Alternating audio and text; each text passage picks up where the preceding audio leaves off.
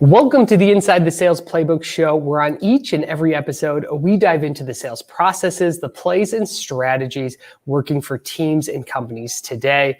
No high-level overview. We get into the weeds of what some of the fastest growing and most successful teams are doing to drive revenue and grow their businesses. And we've got one sponsor on today's show, that is Sales Kit. Now, finding great sales talent is only getting more and more difficult. In fact, right now, there's over 700,000 sales job openings in the United States alone.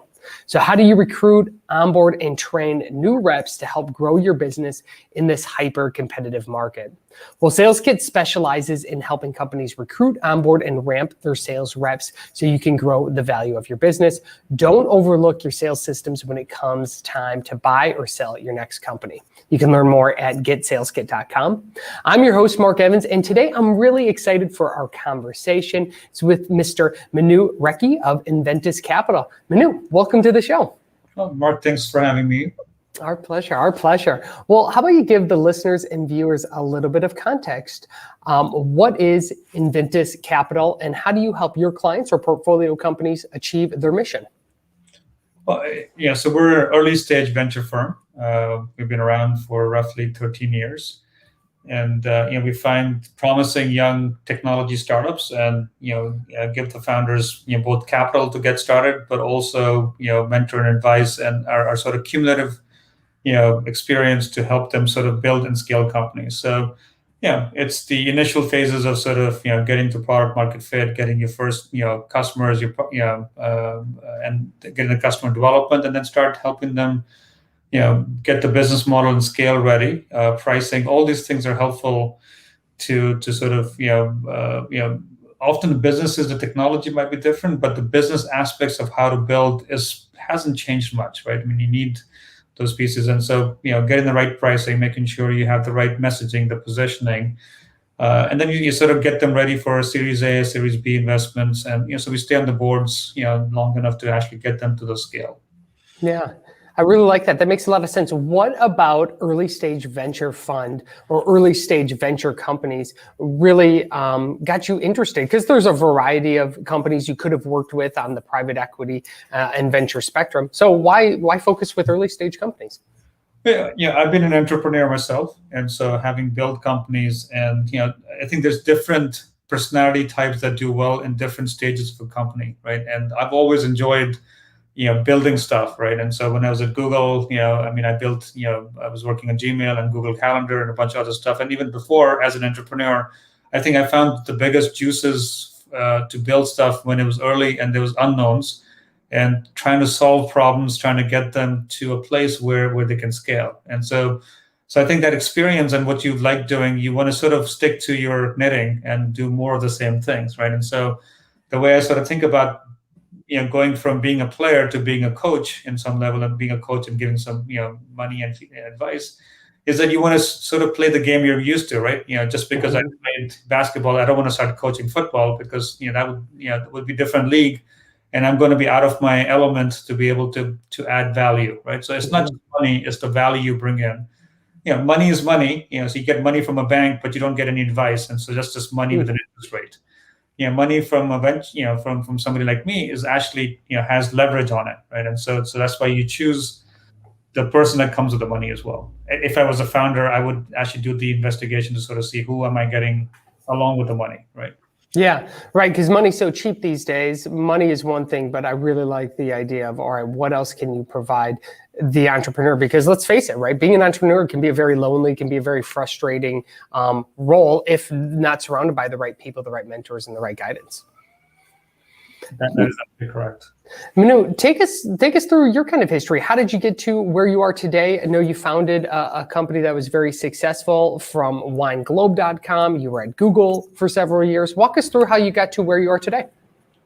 Yeah, it's you can always put a thread backwards and sort of find connections, but I think it was an accidental sort of thing being in venture capital. I said no for 5 years till I finally said yes, right? And but it sort of, from a career standpoint, it actually makes sense. I like the early stage stuff. I like building products. I started investing. So people would ask me to get on their boards and help them. And I got feedback from one of the partners here at Inventis, sort of, so I was like, hey, it's easy to sort of say yes and get some common shares as an advisor or as a board member, but it's like you should put your personal money, as an angel into those companies. So instead of just getting it for free, you should ask to buy it. And I'm like, yeah. So I took his advice and I started doing it. And his reason for saying that was that your advice and your feedback gets a lot sharper when your personal money is involved. Yeah, there's skin in the game, right? When you pay attention. Yeah. And so he's like, yeah, you will think, even if you could afford to lose that money, right? And it's FU money, but you still don't want to lose it because your type A personality doesn't make you do it. So your feedback and advice, and you will think 3 times before you will give some random advice and feedback. Because advice and is pretty cheap, right? Yep. We sort of pass it out to people all the time, but we don't usually use it ourselves.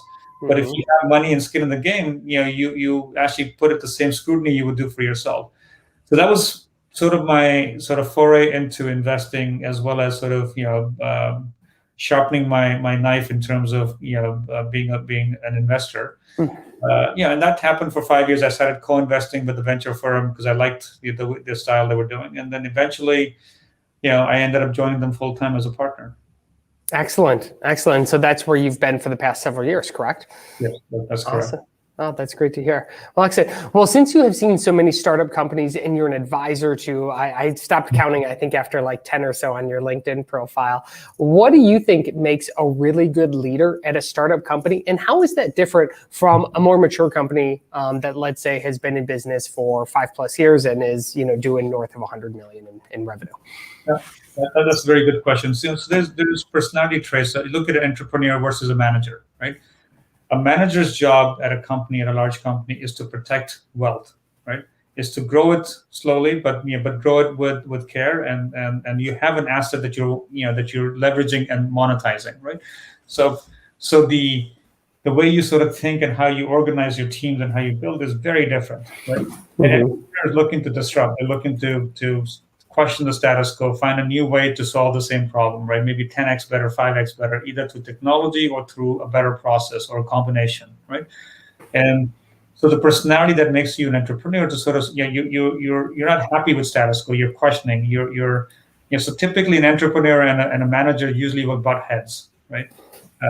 And that's good because they just come from very different angles, right? Now, so a good entrepreneur will leave, if you're not happy at GE or Facebook or whatever else you are, you will go to start your own company. At a certain point now you need managers. When you build some value, you build IP and stuff, now you need people, the managers that you couldn't get along well with. Now you have to sort of find a way to coexist, because those are the ones that will help you now, retain the value and then help you scale, right?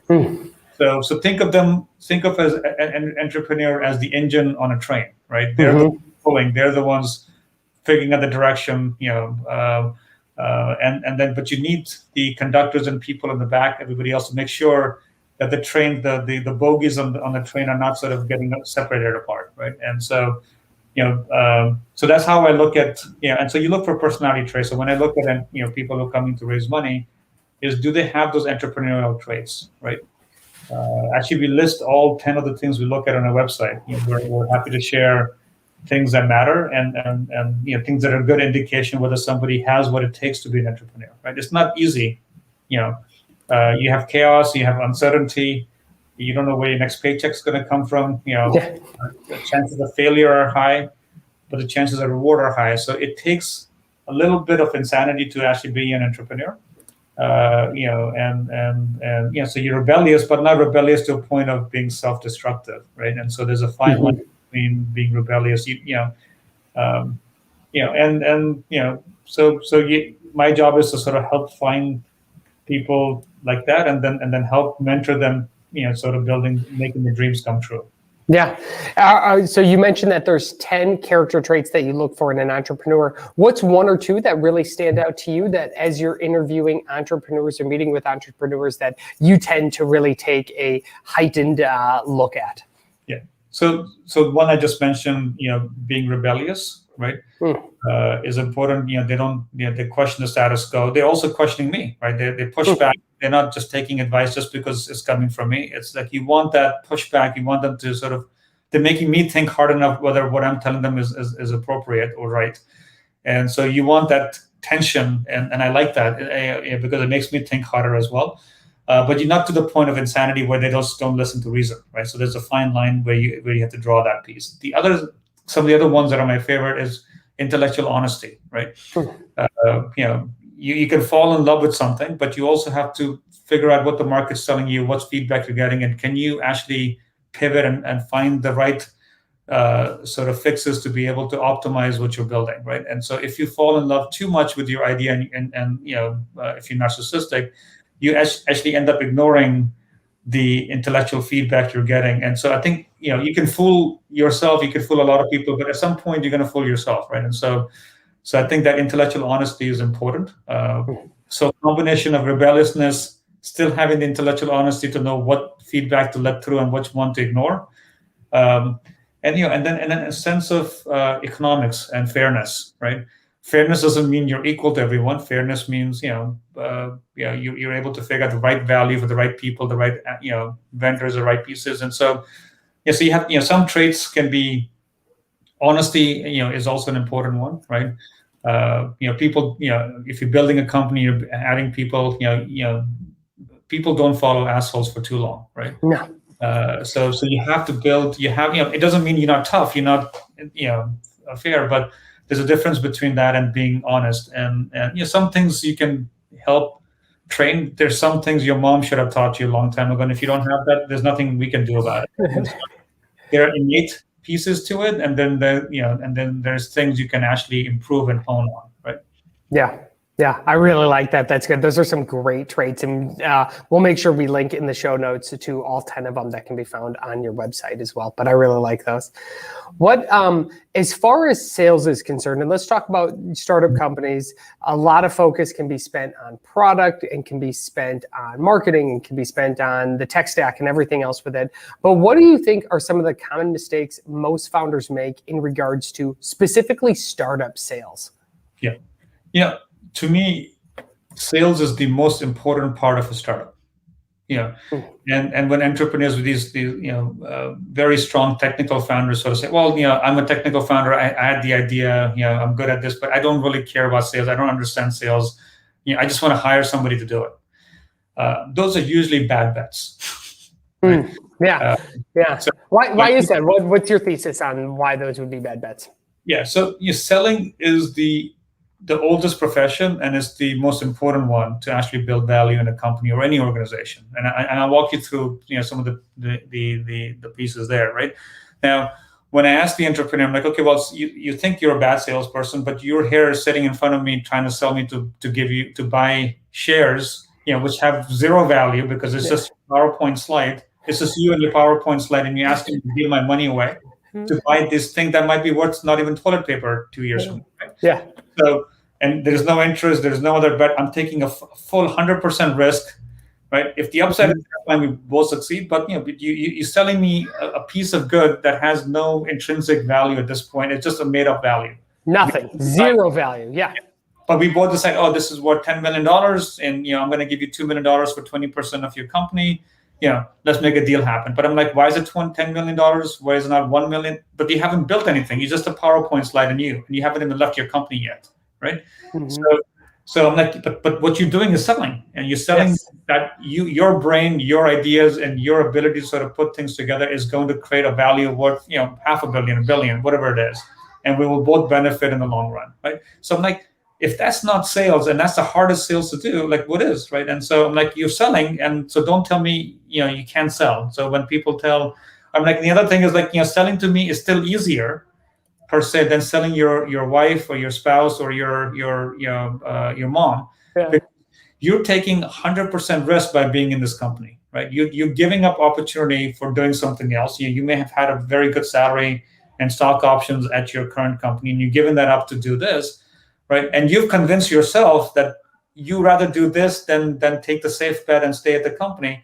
That you sold yourself, and you sold your mom, and you sold your spouse, and that is much harder because you're taking 100% risk. For me, it's a portfolio approach. You're one of 25 companies I have investments in, right? Yep. So selling me is actually easier than selling, and then you sold your co-founder. The other person, you sold them to leave their job and join you. I'm like, that's freaking hard. Very hard. So when founders sort of say, well, no, I'm a technical person, or a product person, I can't do sales, I've never done sales, I don't. I'm like, it's the fear of the unknown, right? Mm-hmm. We all have ability to sort of sell. As a CEO, as a founder, you are probably the best salesperson. You understand everything about the company, the product, the technology, the engineering, the marketing. So if you cannot sell, I don't want to give you my money either. Yeah.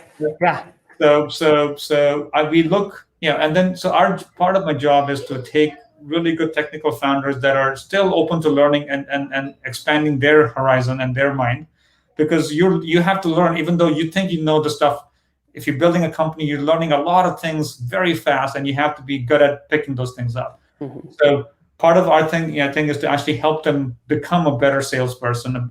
Understanding, all the different aspects, and that's what companies are built on. So eventually, you'll hire a salesperson, but no salesperson want to come work for you unless you figure that model out, mm-hmm. right? If you're hiring somebody to work for you, they're looking at being coin operated, right? What can I sell? What's my commission? How much will I take home this year? What will I take home next year? They don't have the same equity position that you as a founder does. So you have to figure out, you have to do the business development. You have to do all the aspects of figuring out what that model looks like before you expect somebody else to take a bet on you. Mm-hmm. It sounds like that too many technical co-founders, in your perspective, are waiting to hand that off, to outsource the sales, which it sounds like it's the most important aspect in your mind of what a company can do when they're a startup. Yeah, I mean, it's the modus operandi. At some point, once they have a business model clicking, they're doing $4, $5, $6 million in revenue. Okay, having a VP of sales, somebody else managing your process and the engine. And then you're running by numbers, right? But you as a founder have done the from 0 to 1, 0 to $2 million of revenue, and how hard it is, what the questions are, what the feedback is, and you need to be able to hear the feedback directly from the customer, because that feedback goes back into your product, goes back into your positioning, goes back into your pricing. So if you're not listening and empathizing with your customers, which is what good salespeople do, right? You're not able to actually get that feedback back into your product. So if you want to build a better product, you have to be a better salesperson. And you can't outsource that early on, right? And so once they sort of get the rhythm, I think the great if you're an athlete, you understand, you learn, and you're constantly learning. I think they pick it up, even though they have resisted it. The good founders, found out that this is where they have to stretch their brain muscles, and they have to make it happen. Yeah, I really like that. That is awesome. So it's just another evolution of you as a CEO, you as a founder, right? Maybe you started as the technical founder, and that big leap was leaving your current job to start this venture. Then that next leap is to go outside of the unknown, or the known for you, which may be the technical aspect, but merging into sales because it is so critical to your business. Yeah. I really like that. The stretch and the athlete analogy is a really good one. Let's talk about on the other side of that equation. So we talked about pre-acquisition or pre-funding. Let's talk about post-funding. What are some of the mistakes? What are some of the advice you would give, Manu, to a founder that just raised a boodle of money and now they need to scale their organization using sales? What's your advice to someone in that position?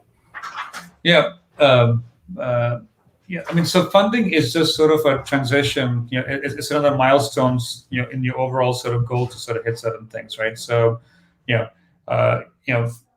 you do pre-seed funding, it is about, okay, well, I have initial idea. I want to sort of operationalize the technology. I want to see, just get into hands of a few customers to sort of see if there's a product market fit, right? So that's your focus, right? Now you raise your next round. Now you want to reduce. So every round you do is to reduce certain risk, right? So in a new company, there's typically 4 different risks, right? There's the technology risk, whether the damn thing will work or not. Second risk is, there's a business risk. Even if the technology works, people are not willing to pay the price for it. So it doesn't matter. You will not build a business because your cost is higher than the revenue you bring in, and so it's an upside down business. So you have to find ways to sort of figure that out. The third risk is a team risk, right? Whether you and the co-founder will actually like each other, when you put people in a pressure cooker, the divorces happen, right? And so that's one of the biggest risks at the early stage what the company will work on, right? Mm-hmm. And the fourth risk is financing risk, right? Which we hopefully are reducing by raising money from somebody like me. But every round you want to be able to figure, okay, well, my milestones to reduce one of those risks down more, and then to be able to raise more money for later on, right? So hey, if I'm raising a Series A and I've already gotten $1 million of revenue already booked, now it's like, hey, I need to make my processes work, right? I need to have more BDRs. I need to make sure my salespeople are more productive. I need to sort of be able to hire more.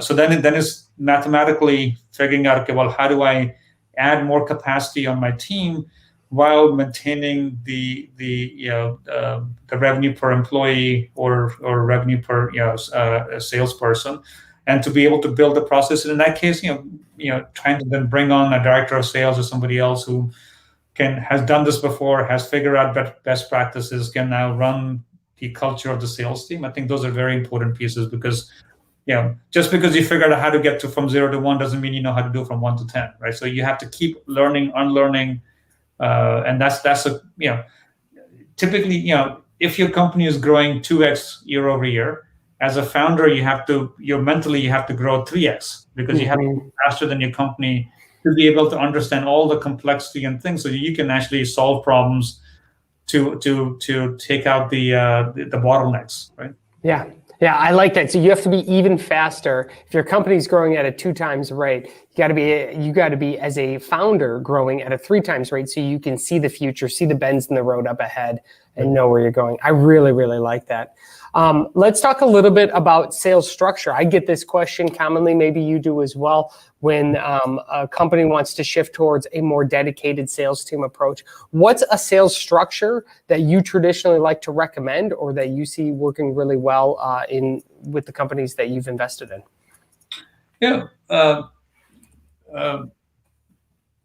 So what I like is, okay, you hire, you're going to hire, if you hire 5 people, 2 are going to make it through the end of the year, right? And so, if your plan depends on, I need this many salespeople to be able to hit these sales targets, you need to sort of assume that certain people are not just going to work out for whatever reason. So you need to hire ahead and sort of make that investment, because time isn't on your side when you're sort of in this fast-paced sort of scale environment, right? And so assuming that you're going to have this additional cost of having some of these people on board, so and also I've also liked the strategy where, hey, you get 2 senior sales lead director, one for the, let's say, East Coast, one for West Coast, and you give them the territories, and then you see whichever one's performing well is the one who will get to be the VP, right?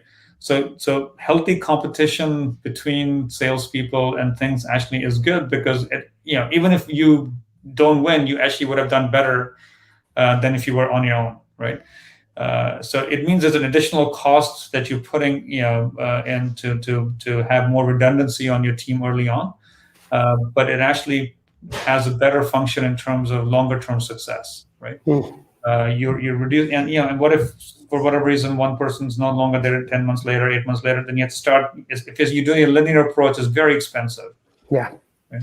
Yeah, I really like that. I love recommending that if you're going to hire 1 BDR, you might as well hire 2, because then you get the opportunity to test, get the opportunity to optimize, and then there's that competition element. And I think the same holds true for senior reps as well. It probably becomes less true right when we come to management positions. You don't always need 2 sales managers or 2 directors. So that's probably where it stops. Okay, yeah, I really like that. How soon should a founder be looking at starting to bring in sales management and sales leadership, right? When should they start looking at bringing in a VP of sales or director of sales? Do you have any thoughts or rule of thumb for something like that? Yeah, you want to have some repeatability in your business. Like, the positioning is resonating, the market, a good sign is when you start getting bluebirds coming in your business, right? Then you sort of say, okay, well, it's not just resonating, but my messaging is actually being picked up on its own, and people are finding potential customers are actually, coming in. So I'm not doing missionary sales anymore, right? And so, and I think that's a good point to start sort of thinking, okay, well, I need more capacity. I need some more seasoned leadership that can actually help me take it to the next level, right? So, people, you can get your company to, let's say, $1 million of revenue, right? But that famous chasm that still exists, right? You get the early adopters going, but you still fall to that chasm, right? So people just sort of assume, I got from 0 to $1 million in a year, so I can just keep extrapolating it, and that's always been a mistake, because you sort of have that chasm that you fall through, right? So you have to be able to figure out, okay, well, what is those pieces that help me go through? Now, if you flip over from a good sales leadership standpoint, there's lots of choices where you can be. Like you mentioned in your introduction, there's lack of 600,000 salespeople, right? So there's a huge demand for good salespeople, right? So if you look at a pyramid, the top of the pyramid is even much smaller, and there's a lot of demand for those sales leadership that have seasoned experience. So everybody's fighting for them, so they can pick and choose where they want to be, right? Mm-hmm. And depending on the risk tolerance, and sort of say, hey, this company is doing $500,000 in revenue. The founders are still heavily involved with product. They're still tweaking it. Do I come in here and sort of be another cog in the wheel, or do I wait when they get to $5 or $6 or $10 million in revenue, and then I can actually build a team and I can scale and I can do what I do really well? Right? Yeah. Mm-hmm. So it will be really hard for you to attract the very seasoned people very early on, right? So I usually tell the founders, don't focus on that too early. You build your skills, you be the VP of sales for at least some time. Hopefully some junior level people can advance through the ranks, and as they perform, they get some of the higher roles, and then you can attract the VP of sales when you're at $5-6 million in revenue. Start looking for those people, because they will add the next level of piece, right? Yeah. So it's like even a liquor store down the street can get to $1 million of revenue. Doesn't mean they can get to 10. Yes. So, yes. So you as a founder of that piece where you're managing it, you can get to $1 million, $2 million in revenue, but then you need that seasoned sales leadership beyond that to scale and have the processes and all those things that founders usually hate, right? I like that. What's your take on hiring as a startup reps or sales leadership from enterprise level companies? For example, let's say you have a startup that's going from 1 to 2 million, you want to do 10 over the next year or two, and you're looking at hiring a Salesforce VP or a Salesforce, director level. What's your advice to a company that finds themselves in those situations? You mean how to hire them, or should you hire them? Should you? My question is more, should startups be hiring enterprise level candidates, or candidates that come from these enterprise level companies that have a lot of positioning and market dominance? Yeah, so I would sort of say, it depends. It depends on what your product, what your ACV levels are, and who your target market is, right? So I mean, we have startups in a portfolio, that the average ACV is, upwards of $500,000, right? So they're enterprise grade already. They're not, doing the smaller of 25, 30,000. Yeah. So in that case, having somebody who knows how to do this well might be the right fit, right? And even then, that person at Salesforce who's a director may have had lots of startup experience beforehand, right? And so I typically tell people, if somebody has had way too many years at a large company like an SAP or Salesforce, they've been there for 15, 20 years and they've been seasoned, they're usually not a good person, because culturally they will have a really hard time at a startup, right? Because it's like they don't have the resources, they don't have all the lunches and dinner, all the expenses. So it's like a fish out of water. They can't handle it, right? So but on the other hand, if that person, company got acquired as Salesforce 2 years ago, and he was at a much smaller company before, that's different. That's a good bet. And now they've learned what a startup did, and they also learned what Salesforce did, and they've been able to adapt in both environments. That's a good person that can help you scale through your stages, right? Yeah. So I always say, it depends. I've always preferred strong athletes over lots of experience. Lots of experience can actually sometimes be important as well, because then you always assume you know the answers and you're not willing to learn. Whereas a good athlete, who's hungry, can actually find your ways across the different landmines most startups find themselves in. I love that. So look for strong athletes. I really, really like that. That's really smart. Manu, I think this is a great position. I want to transition and close out with our final 5. So these will be 5 rapid fire questions that I ask and you answer. Shall we? Sure. All right. Give me a favorite sales or business related book that you're reading right now, or like to recommend. Right now, so I'm reading a book called Blitzscaling. Yeah. Do you know who the author is of that? I've heard of that, but I can't bring it out of the recesses of my memory. Reid.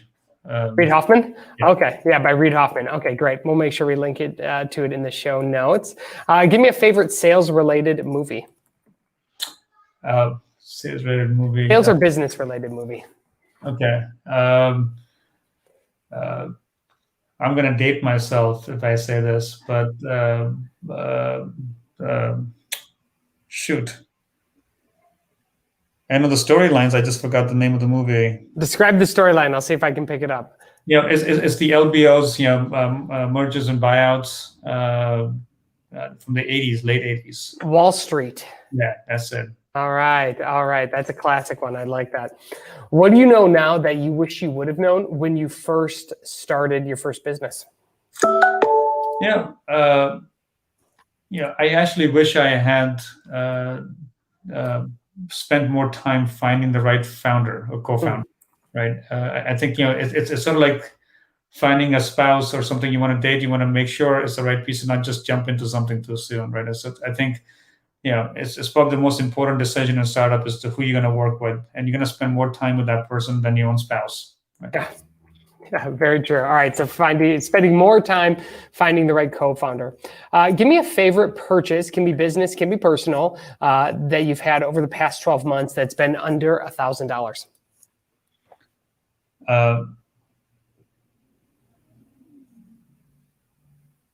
Personal or business, right? Mm-hmm. So I got a new Kindle, and I think the pandemic, actually, my wife got me a Kindle. My old one was not there. And then last year I read 24 books. I just had more time because of the pandemic. I was not spending time driving, and I'm on the same pace this year. So I've been alternating between fiction and nonfiction. Excellent. So 24 bucks on the new Kindle. Love it. Who's a favorite follow of yours that you're getting a lot of value from? And again, this can be business or this can be personal.